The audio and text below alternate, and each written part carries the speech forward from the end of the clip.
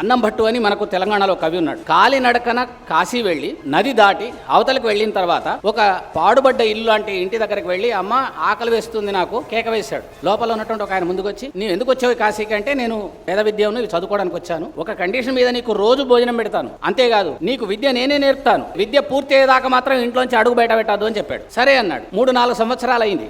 ఒకనాడు శివరాత్రి గురువు గారి కోపం వస్తే వచ్చింది, నేను బయటికి వెళ్ళి గంగలో స్నానం చేసి విశ్వనాథుని దర్శనం చేసుకొని తీరుతాను, ఆ తర్వాత గురువు నన్ను ఏమన్నానని అని సాహసం చేసి వెళ్ళాడు. గంగా తీరంలో తర్కశాస్త్ర సంబంధమైనటువంటి చర్చలు నడుస్తున్నాయి.